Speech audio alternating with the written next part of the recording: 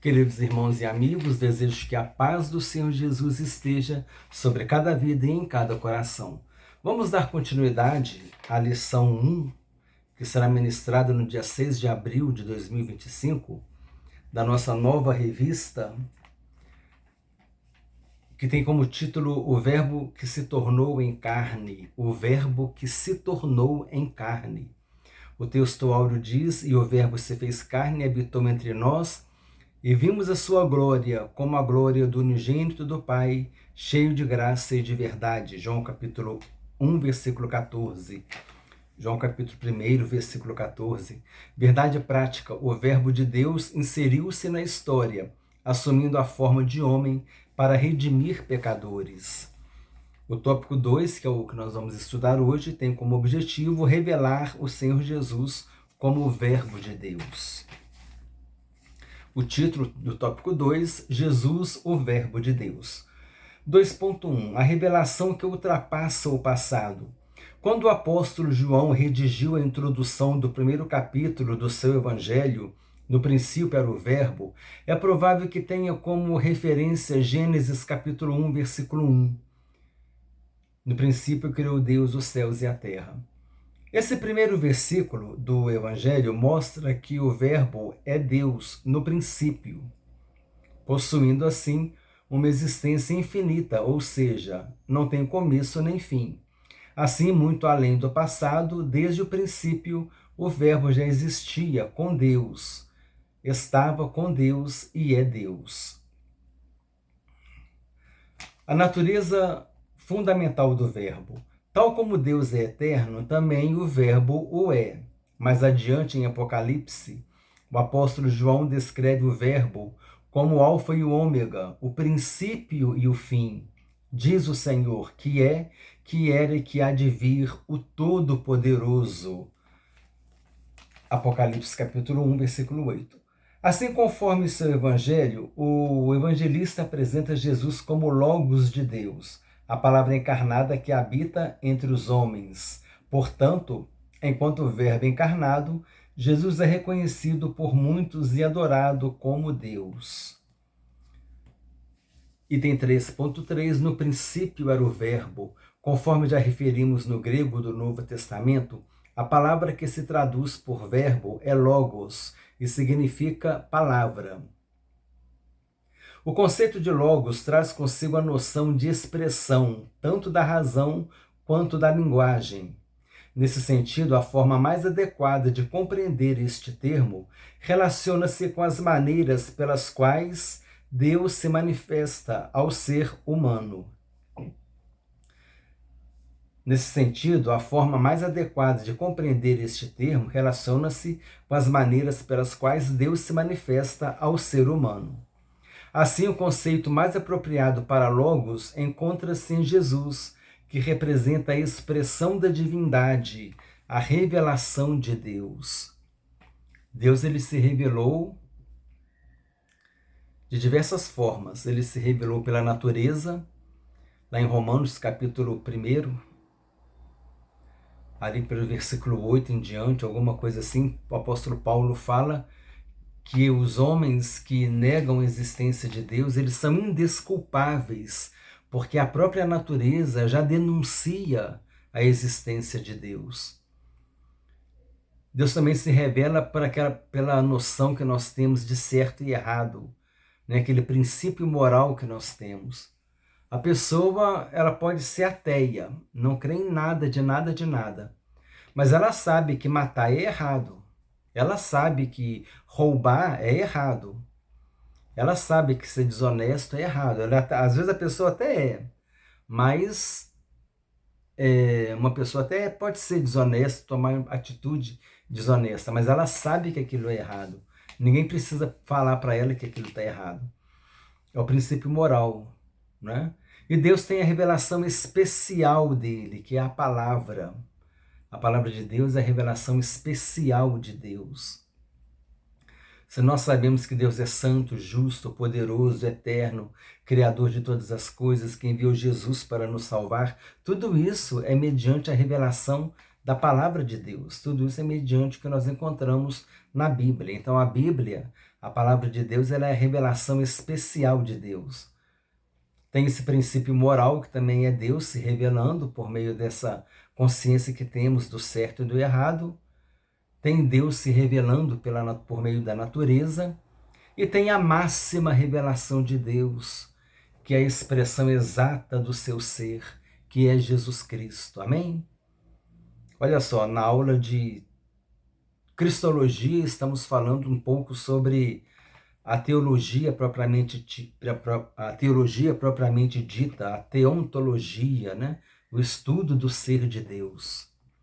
É porque as doutrinas, elas interagem, elas são um conteúdo transversal, uma interage na outra. Por exemplo, não tem como falar do Espírito Santo sem falar de Jesus, porque foi Jesus quem enviou o Espírito Santo.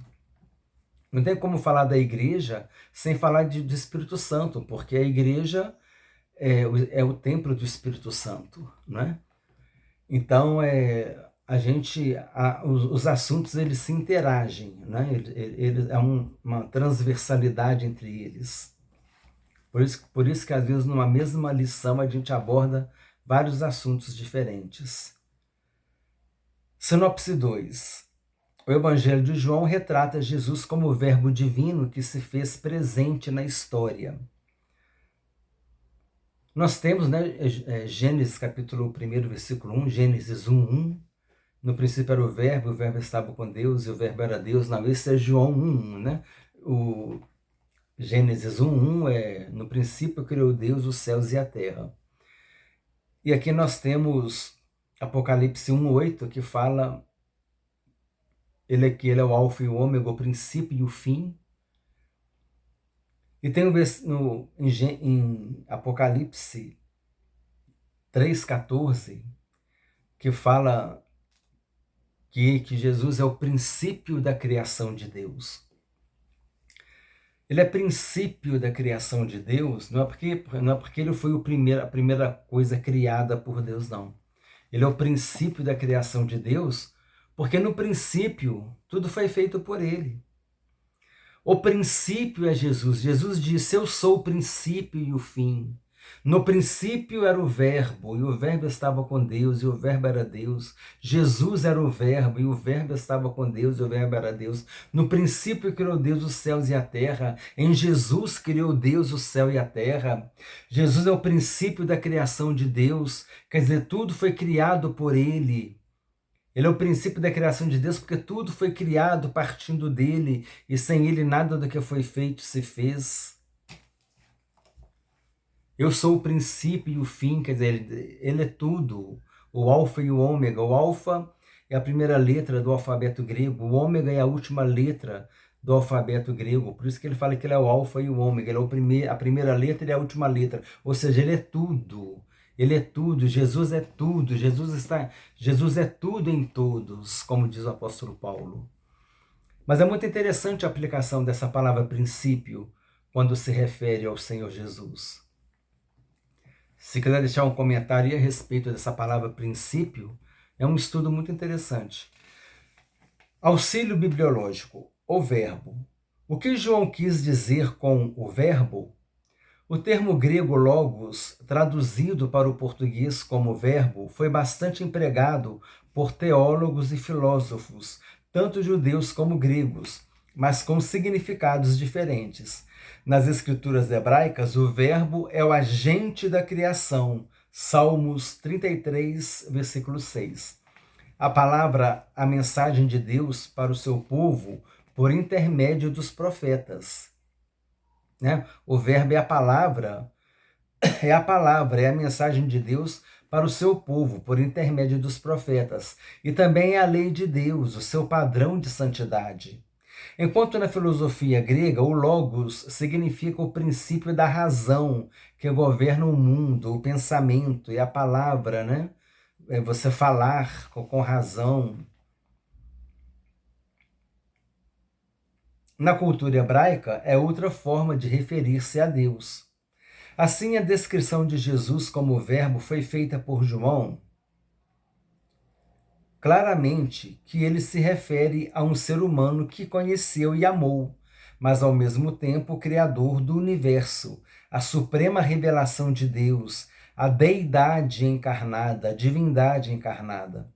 O retrato vivo da santidade de Deus, o único em que tudo subsiste. Para os leitores judeus, afirmar que Jesus é a encarnação de Deus é blasfêmia. Para os leitores gregos, dizer que o Verbo se fez carne era inconcebível. Para João, o novo entendimento sobre o Verbo eram as boas novas de Jesus Cristo.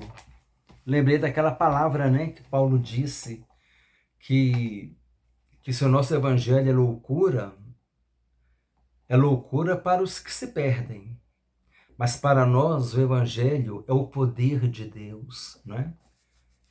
Em Romanos capítulo 1:16 ele disse: porque eu não me envergonho do evangelho, que é o poder de Deus para a salvação de todo aquele que crê. Assim, irmãos, nós terminamos o item 2 da lição, que tem como título Jesus, o Verbo de Deus. Compartilha com irmãos e amigos, com aqueles que estão estudando essa revista e com todos aqueles que gostam de estudar a palavra de Deus. Desejo que Deus te abençoe ricamente, em nome do Senhor Jesus Cristo.